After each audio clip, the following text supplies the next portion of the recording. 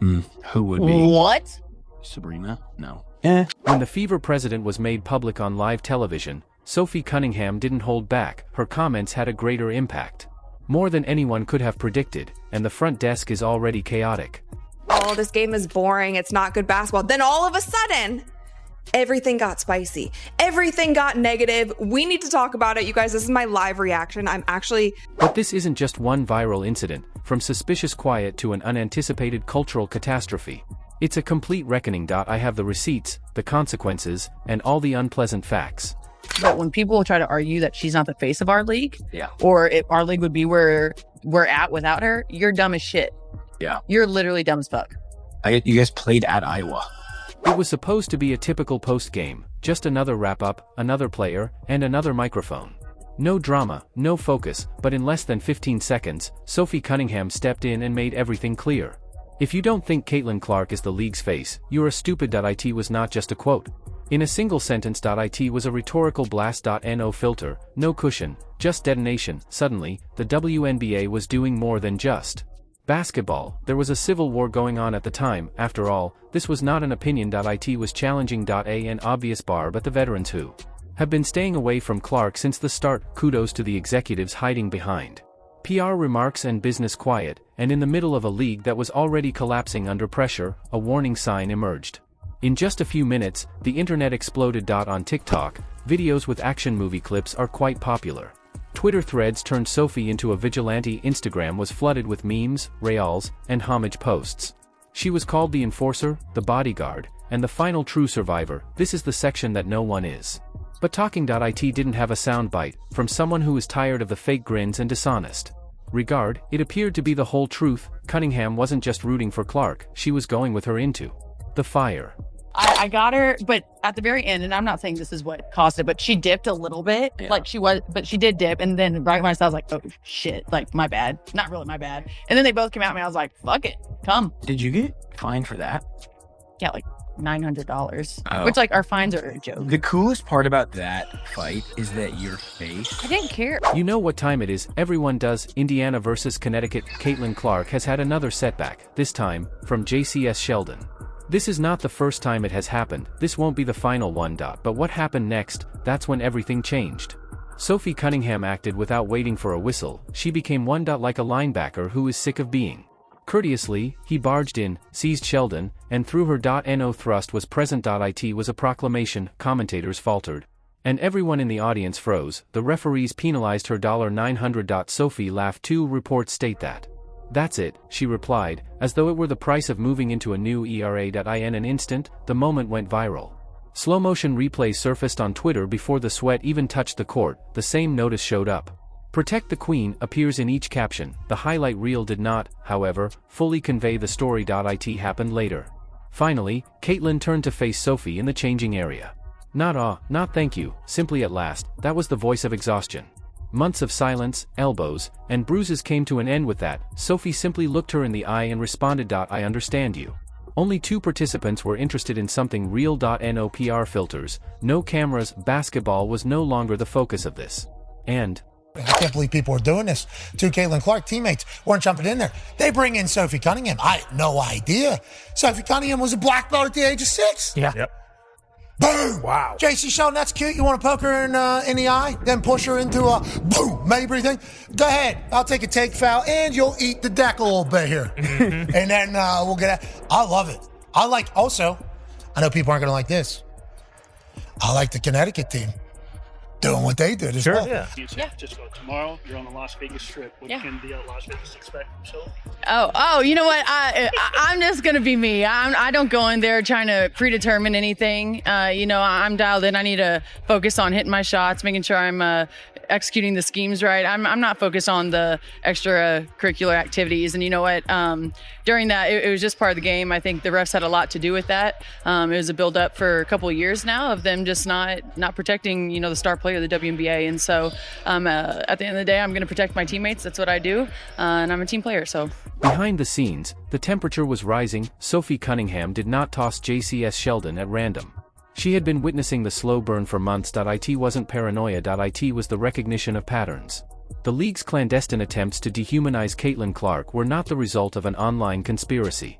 Nearly everyone was aware of it. The whistle is followed by late bumps from the sidelines, side-eye on team buses. On the bench, there were smirks and cautious comments. It is not something she deserves. She's not ready for W. Before she succeeds, break her. Sophie, however, captured every moment the remainder of the league played. She kept mental receipts, which made her stupid, but it came to an end when Clark was leveled 6 times in a row. When the match and fuse came into contact, the explosion was inevitable. She didn't react carelessly. It was simply, and when the footage went back to the Fever locker room, something was different. The days of pretending are done. Ignoring the punches is over. One of the gamers finally stood up and screamed as they observed Sophie. Enough. And that excitement quickly spread to it was no longer possible to be neutral. Clark or the silence. We're present with you. Quiet also had a face. But when it is a simple call right in front of your face multiple times, what are you? By riding the Caitlin Clark Championship, the WNBA has been garnering attention, growing viewership, and increasing item sales. Wave as if it were their final opportunity to live, but Sophie Cunningham was not going to put up with that double. When it came to really defending her on the court, the higher management didn't even raise an eyebrow. She went scorched earth, aiming straight for the league, with a flamethrower full of receipts. Suits, wearing a gorgeous attire, she hypocritically insulted the referees. If it were, I would be kicked out. But Caitlin received no help, no complaint, and terrible justice. Then she used a blowtorch to face the league's executives. Even if they profit off her, they won't stand up for her. Those remarks were radioactive in addition to being heated. On the internet, the video became viral. T-shirts were printed by them, protest signs were strewn all over the courtside rows. Sophie's tirade didn't seem like an interview. It resembled a manifesto. A call to action for all the supporters who had been doing nothing but watching the hits pile up. Cunningham was no longer merely suddenly a player, she was the league's most dangerous truth-teller. The feverish president vanished.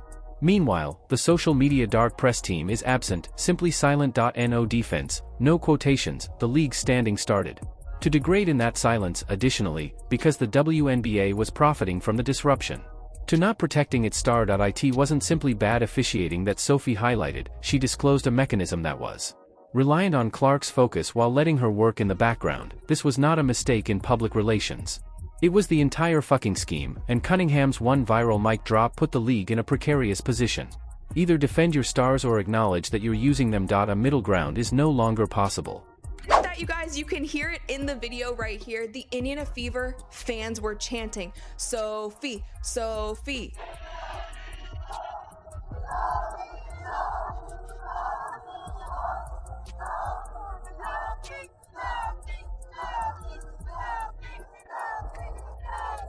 Sophie's jersey is gonna sell out tonight. She's gonna be in the All-Star game tonight just from this one play because she was standing on business. It wasn't a dirty play. It was an intentional foul, and it was meant to send a message. And how egregious the referees were, and how they were not protecting players, and they especially weren't protecting the #1 player in this league, the biggest draw in this league, which is Caitlin. Yes, the supporters were unaware. After seeing each push, they had had enough of being courteous.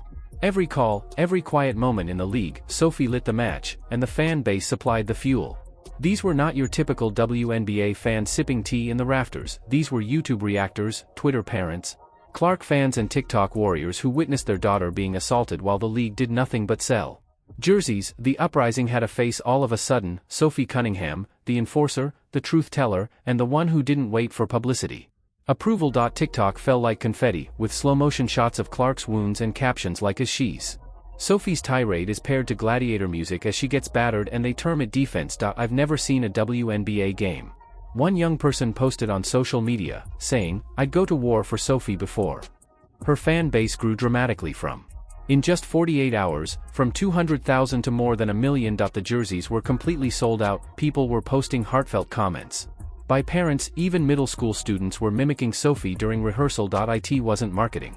Something moved. Additionally, the league was still stuck on the same buffering screen. They had some dull conversations. Platitudes such as league behavior and respect for rivals, nothing human, not a single word about Caitlin Clark. Nothing personal. It was no longer just about missed calls at that moment, and the rage broke out. It was about a moment of betrayal, a player, and a fan base. Sophie wasn't done either, the very people who you are driving away. That, if you don't stand up for her, are attempting to save your league. Boom, the best line of the century. T-shirts had it. Shouting and flags outside stadia, because the WNBA ignored them and disrespected their whole future.